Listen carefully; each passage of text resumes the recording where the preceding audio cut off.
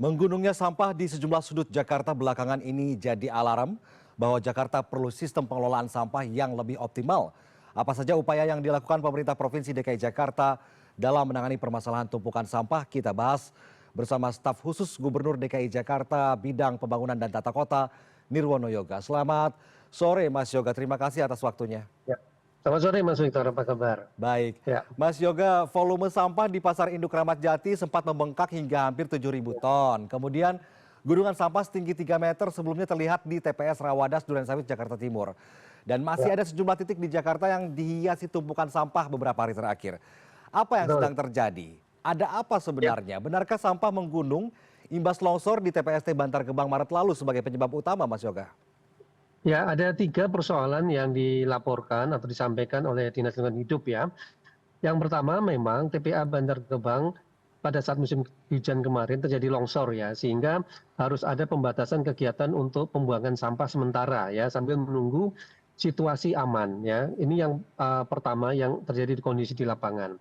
Kemudian yang kedua, akibat pembatasan tersebut terjadi tidak semua sampah langsung bisa diangkut ke TPA Bantar Gebang sehingga ditampung di TPS-TPS sementara. Ini poin yang kedua yang juga terjadi di Pasar Induk Ramat Jati dan beberapa lokasi. Dan yang ketiga ya, yang juga menjadi catatan memang pasca Idul Fitri, lonjakan timbulan sampah itu memang seperti pada tahun-tahun sebelumnya terjadi peningkatan. Nah, inilah yang kemudian dalam beberapa kali rapat Bapak Gubernur DKI Jakarta memberikan arahan juga secara umum ada 3 ya. Yang pertama harus segera dilakukan pengangkutan untuk penanganan sampah tadi secepat mungkin ke TPA Bantar Gebang dengan kondisi dipastikan dahulu TPA Bantar Gebang memang kondisinya aman untuk segera untuk menerima sampah dari luar. Itu yang pertama.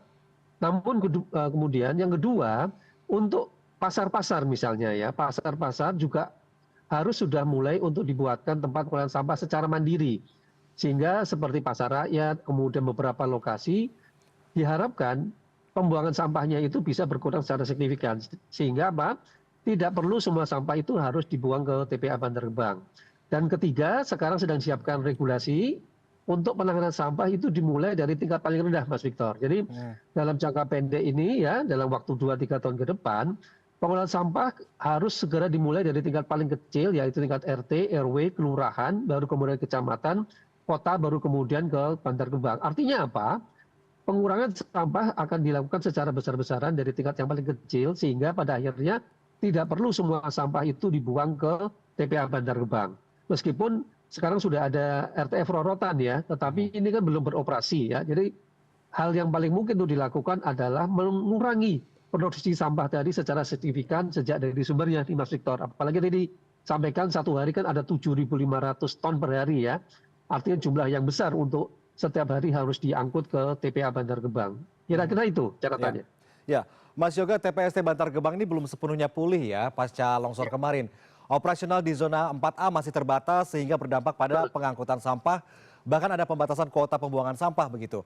Langkah darurat apa yang akan dilakukan Pemprov DKI Jakarta terkait distribusi sampah nih? Apakah redistribusi sampah ke titik lain jadi salah satu opsi solusi begitu? Karena kita tahu ada beberapa TPS liar, kemudian juga ada tempat-tempat pembuangan sementara yang tidak diperuntukkan begitu ya. Bagaimana caranya nih soal distribusi sampah? Betul, ada 3 catatan yang kemarin diarahkan. Yang pertama tadi, seluruh TPS liar itu harus ditutup ya oleh Dinas Lingkungan Hidup. Jadi tidak boleh ada lagi TPS-TPS liar sehingga tidak mungkin mengganggu lingkungan permukiman ya. Itu yang pertama ditegaskan oleh Bapak Gubernur. Kemudian yang kedua, pengolahan sampah tadi ya, penampungan sementara itu di tingkat kelurahan, kecamatan sampai tingkat kota itu akan lebih dioptimalkan sambil menunggu kesiapan dari TPS Bantar Gebang benar-benar siap terutama di zona 4 jika kondisinya sudah tidak berbahaya ya, artinya tidak ada longsor lagi. Mengingat ini masih musim hujan ya Mas Victor, jadi kita masih lihat kondisi di lapangan apakah masih aman untuk pembuangan sampah ke TPA Bantar Gebang.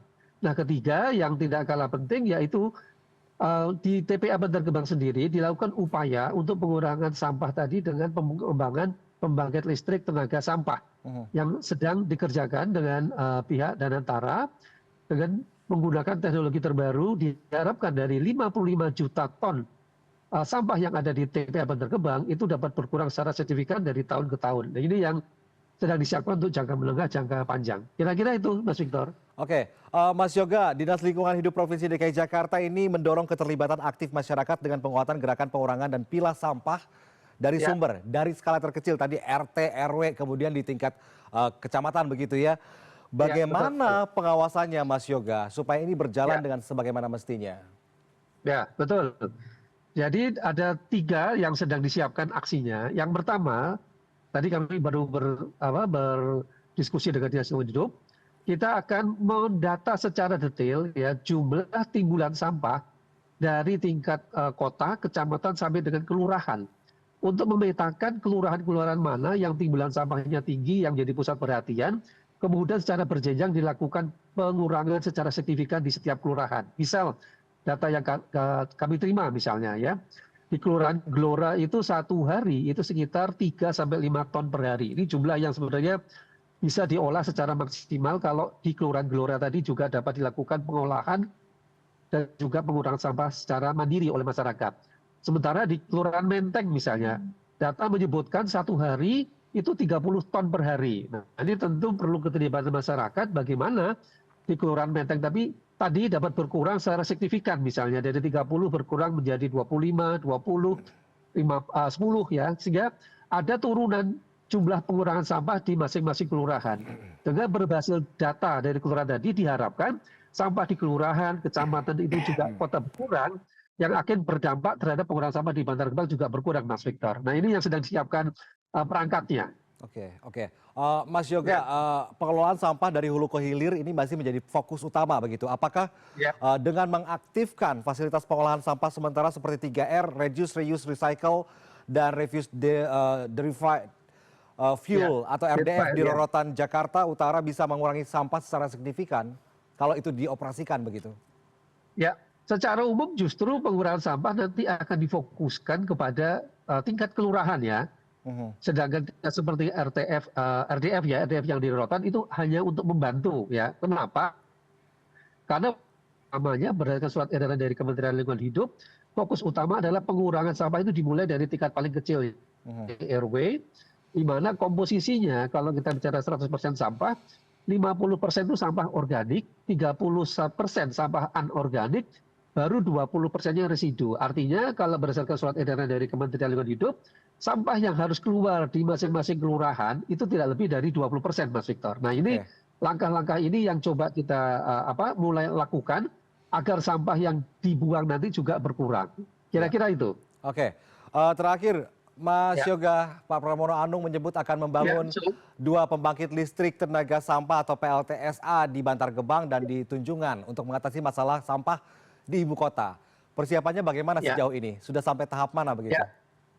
Sampai dengan sekarang sudah ada surat perjanjian kerjasama ya dengan pihak Danantara ya untuk membantu pengelolaan listrik. Nah, tahun ini disiapkan soal perencanaan dan pengkajian dan diharapkan pada tahun 2027 dan 2028 sudah mulai pembangunan dan diharapkan 2028-2029 itu sudah mulai bisa dioperasikan atau diuji cobakan untuk membangkit listrik tenaga sampah tersebut.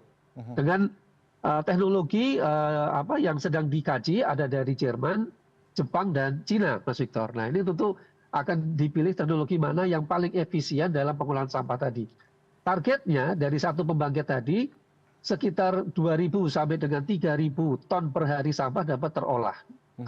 Perkiraan umumnya ya. Jadi tentu kalau dioptimalkan akan lebih banyak lagi sampah berkurang secara signifikan. Kira-kira itu, Mas Victor. Biaya dari Danantara berarti ya?